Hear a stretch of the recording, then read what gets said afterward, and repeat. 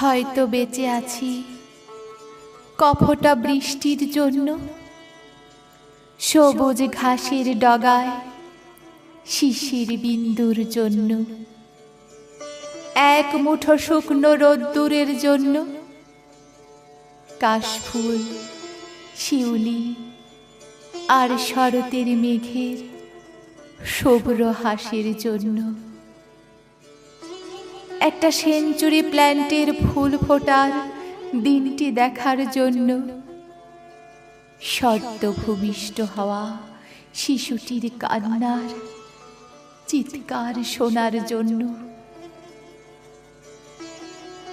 একজন নারীর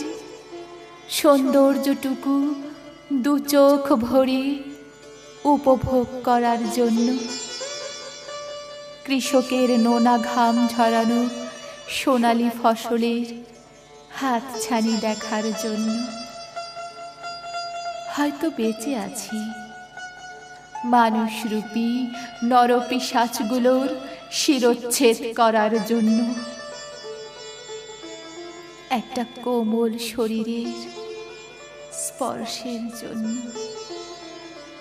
নোংরা মননের মানুষের মন কুসুমিত করার জন্য, জলের স্পর্শে ছায়ার নান্দনিক দৃশ্য অবলোকনের জন্য, রাতের আকাশে নিঃসঙ্গ চাঁদের ব্যথা অনুভব করার জন্য, সাগরের ঢেউ গুনে দেখার জন্য, কবিতার আর্তনাদ শোনার জন্য, জীবনের গল্প লেখার জন্য, প্রিয়ার কপালে একটা নীল টিপ পরিয়ে দেওয়ার জন্য। হয়তো বেঁচে আছি